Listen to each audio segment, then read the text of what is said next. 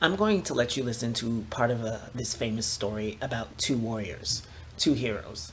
Now, when they mention gods, it's not anything fantastic. It's just people that are in high positions. That's all.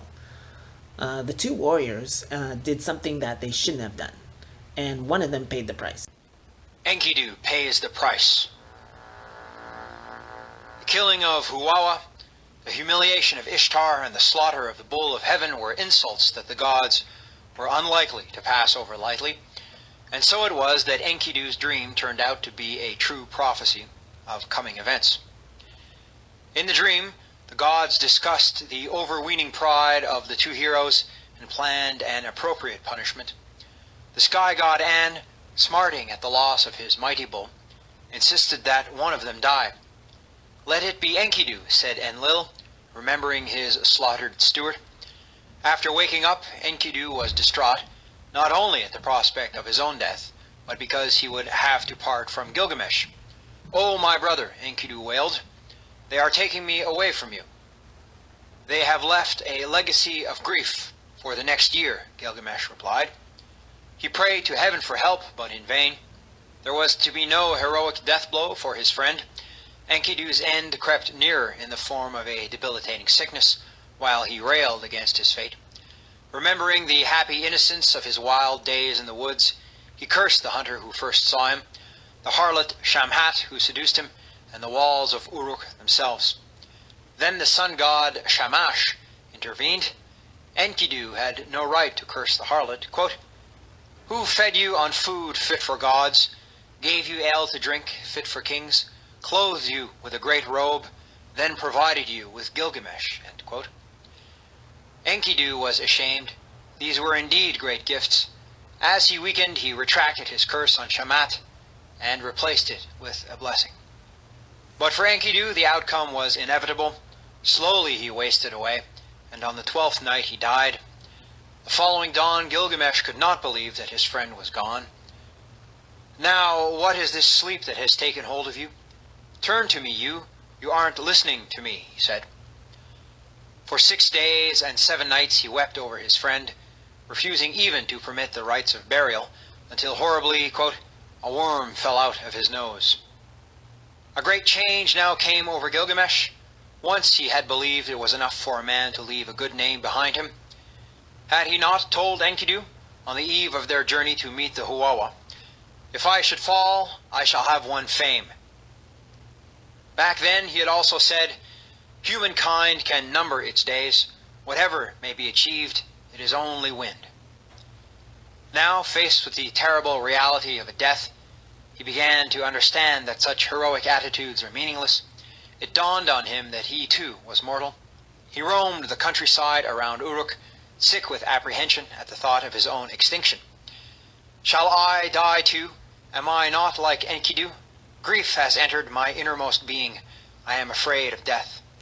So that was the Gilgamesh story, which is a very famous story, and that's where the Protestants got the Cain and Abel story from. But they butchered it, pushed it back in history, claiming that they were the sons of Adam and Eve, which is ridiculous. You can go research it yourself. The Protestants literally said that they're going to take the information from the Catholics and translate it into their language.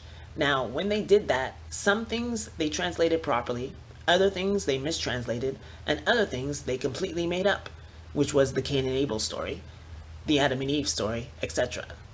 Now, remember the Samson and Delilah story? Delilah gets involved with Samson and then eventually cuts off his hair to weaken him. Well, that's the story of Enkidu and Shamhat in the Gilgamesh epic. Listen. Enkidu lived among the animals and knew their ways. He was, in fact, more animal than human, bonding with the creatures of the wilderness, and sometimes saving them from the harsh snares of Uruk's hunters. One such hunter, distressed by the sabotaging of his animal traps and pits, and even more alarmed by the sight of Enkidu himself, went before Gilgamesh to seek assistance.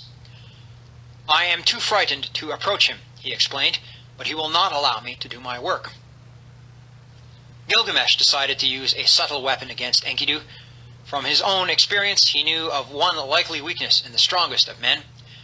"Go," he told the hunter, "and lead forth the harlot Shamhat. She must take off her clothes and reveal her attractions." Gilgamesh Gilgamesh predicted that once Enkidu had fallen for the prostitute's charms, he would lose his power over the animals, and they would become alien to him. So it came to pass. The hunter took Shamhat out into the countryside, where the two lay in wait by a watering hole. After 3 days, Enkidu appeared as they anticipated. Shamhat, looking seductive with her breasts bared and undergarments carefully loosened, stepped boldly from her hiding place, and everything happened as Gilgamesh foretold. Quote, "She did for him, the primitive man, as women do," end quote. For 6 days and 7 nights their lovemaking shook the earth. Afterwards, Enkidu discovered the price he had to pay for his passionate affair. The wild beasts who had been his friends fled from him, and when he tried to run after them, he found his limbs had lost their former strength. This was a near catastrophic loss of innocence for Enkidu, but there were compensations. Not only had he learned the pleasures of adult life, but he had acquired the rudiments of judgment. He had grown up. And if Shamhat had destroyed his youthful naivete, at least she offered him some compensatory enticements. First, she flattered his manhood, and then she told him of the joys of city life. She explained that in Uruk, girls would show off their bodies to him, and the life of happiness awaited.